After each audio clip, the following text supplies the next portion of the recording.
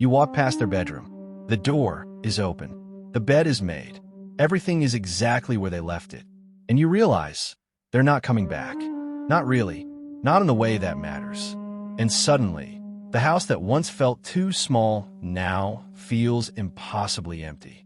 But when someone asks how you're doing, you smile and say, "I'm so proud." They're doing great. And you never mention the part where you're drowning. This isn't about missing your kids. Everyone expects that. This is about something darker, something most parents are too ashamed to admit.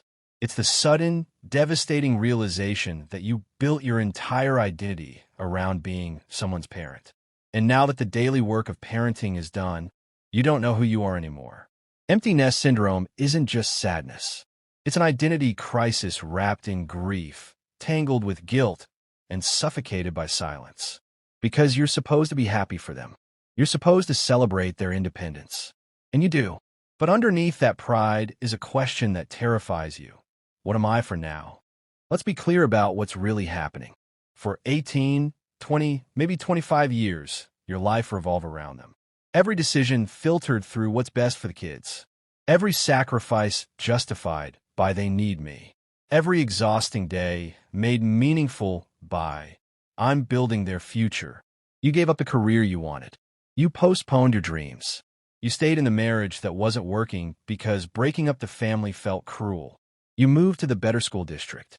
You worked the job you hated to pay for their college. You became the chauffeur, the cheerleader, the therapist, the safety net. And you told yourself it was temporary. That someday, when they didn't need you anymore, you'd get back to yourself. You'd rediscover your passions, reconnect with your partner, live for you again. But now someday is here, and you realize there is no yourself to get back to. You gave that person away so completely, you can't remember what they wanted, what they loved, who they were before mom or dad became your entire identity. Psychologists call this role engulfment. It's when your identity becomes so fused with a single role that you lose access to other parts of yourself. For parents, especially mothers, this engulfment often begins the moment the child is born and intensifies with every passing year. Your brain literally rewires around caregiving. The neural pathways that once lit up for your own interests, your own goals, your own sense of self, those pathways weaken from disuse. What strengthens instead are the pathways devoted to anticipating needs, managing schedules, solving problems that aren't your own. And then, suddenly, the job ends. Not with a retirement party or a severance package. Just with a car pulling out of the driveway and a text that says, "Made it safe, love you." And you're supposed to what? Just pivot? Just rediscover yourself overnight. Just be okay with the fact that the most important job you've ever had, the one that gave your life meaning for decades, is over. But here's what makes it unbearable. You can't say this out loud. Because admitting you're devastated sounds like you're not happy for them. Admitting you feel lost sounds like you regret being a parent. Admitting you don't know who you are anymore sounds pathetic. So you suffer in silence. The guilt is what keeps you quiet. Because you know you should be celebrating. Your child is thriving, independent, building a life. This is what you worked for. This is success. This is the goal. So why does it feel like a death? You feel guilty for missing them when you raise them to leave. You feel guilty for feeling purposeless when you should feel free. You feel guilty for wanting them to need you when you know they need to not need you. And worst of all, you feel guilty for grieving when other parents would kill to have healthy, independent adult children. You tell yourself you're being selfish, dramatic, ungrateful. So you perform the happy empty nester. You talk about all the freedom you have now, all the things you can finally do. You post photos of date nights and hobbies you're pretending to enjoy. You tell everyone how proud you are, how happy you are, how fine you are. But late at night, when the house is quiet in a way it never used to be, you sit in that silence and feel the weight of the question you can't answer. Who am I when no one needs me? Empty nest doesn't hurt everyone equally. It devastates the parents who made their children the center of their universe. And before you judge that, understand, this was often survival, not choice. If you were a stay-at-home parent, your entire adult identity was built around caregiving. No performance reviews, no promotions, no external validation that your work mattered except seeing your children thrive. And now that metric is gone. If you were a single parent, your children weren't just your purpose, they were your primary relationship. They were the reason you kept going through the loneliness, the financial stress, the exhaustion. And now you're alone, truly alone, in a way you haven't been in decades. If your marriage was struggling, your children were the glue. They gave you a shared purpose when you ran out of things to say to each other. And now it's just the two of you, staring at each other across the dinner table, realizing you're strangers who happen to raise kids together. And if you're the parent who sacrificed career dreams, creative passions, personal goals to put your children first, you're now facing the brutal math. How many years do I have left? And did I give away too many of them? Here's what makes empty nest suffering so insidious. It's socially unacceptable grief. You can't mourn publicly because your loss is someone else's success. You can't talk about how purposeless you feel because people will tell you to get a hobby, volunteer, travel. As if the problem is boredom. As if you just need to fill time. But this isn't about having nothing to do. It's about having nothing to be. It's about spending decades being essential and suddenly becoming optional. It's about the phone that used to buzz constantly with "Mom, can you?" Messages now going hours, days without a text. It's about setting the table for two when you spent 20 years setting it for four.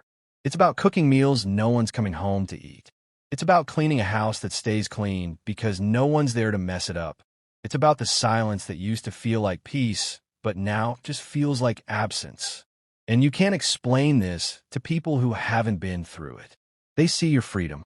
They see your time, your money, your options. They don't see the identity crisis. They don't see the grief.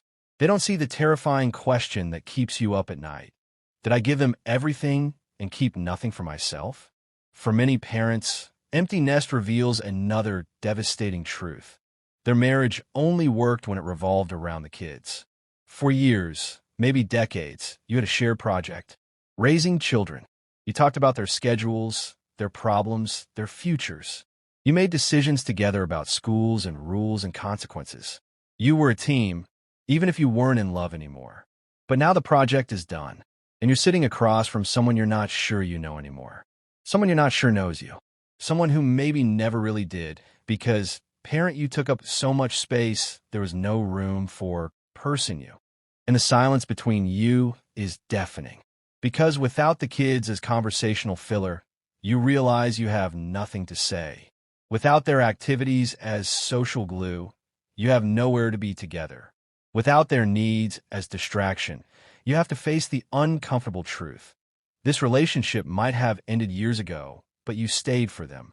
Now they're gone, and you're looking at each other, asking without words. Do we even want this? Did we ever? Or do we just want to be good parents? So what does healing look like when your children leave and your identity leaves with them? It starts with a process psychologists call identity excavation. You have to dig through decades of parenting to find the person you were before, the person you might have become if you hadn't put everything on hold. This means asking painful questions. What did I want before I became a parent? What dreams did I abandon? What parts of myself did I suppress because they didn't fit the good parent role? Maybe you were creative once. Maybe you had ambitions that had nothing to do with your children's success. Maybe you had friendships that weren't just parent friendships. Maybe you had a version of yourself that was messy, selfish, alive in ways that parenting didn't allow. That person isn't gone. They're buried. And the work now is excavation, not invention. You're not trying to become someone new. You're trying to remember who you were, who you could have been, who you still might be. And this is terrifying, because what if you dig and find nothing? What if you gave so much of yourself away that there's nothing left to recover? What if parent wasn't just your role, it was your entire existence, and now existence itself feels pointless? Here's what they don't tell you about empty nest. It could be a death and a rebirth at the same time. Yes, you're grieving. The daily intimacy of parenting, the feeling of being needed, the identity you wore for decades. These are real losses that deserve real grief. But underneath the grief is something else. It's possibility. Terrifying, disorienting, overwhelming possibility.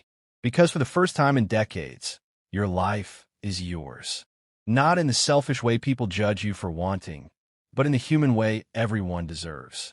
Your time is yours. Your decisions are yours. Your future is yours to shape without filtering every choice through what's best for the kids. This doesn't mean you stop caring about them. It means you get to start caring about yourself with the same intensity you cared for them. You get to be selfish now. Not cruel selfish. Necessary selfish. The kind that says, I gave you everything I had for 20 years. Now I get to give something to myself. And maybe that's pursuing the career you postponed.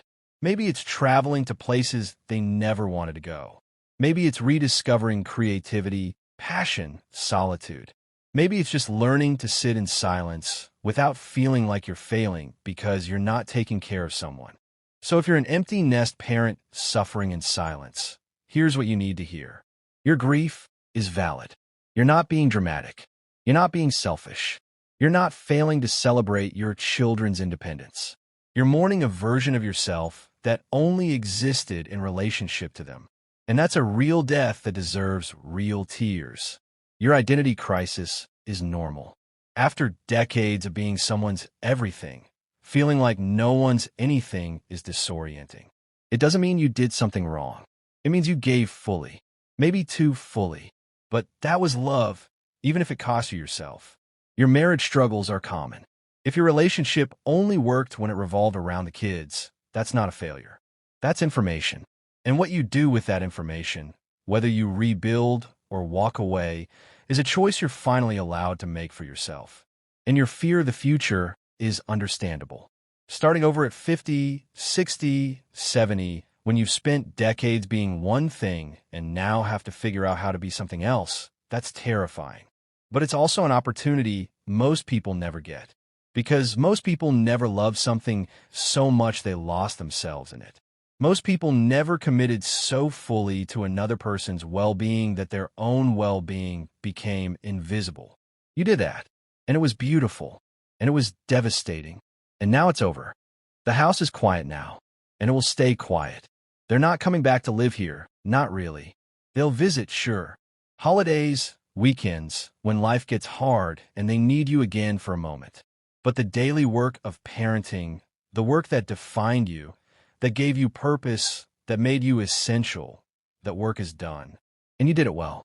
You raised humans who can leave, who can thrive without you, who love you but don't need you in the way they used to. That's success, even when it feels like abandonment. So now the work is different. It's not raising them anymore. It's raising yourself. It's learning to be essential to your own life. It's discovering that you matter even when no one needs you. It's finding meaning that doesn't depend on someone else's growth, someone else's happiness, someone else's success. You spent decades being their everything. Now you get to figure out who you are when you're just yours. And maybe, just maybe, that's not the end of your story. That's finally the beginning of it.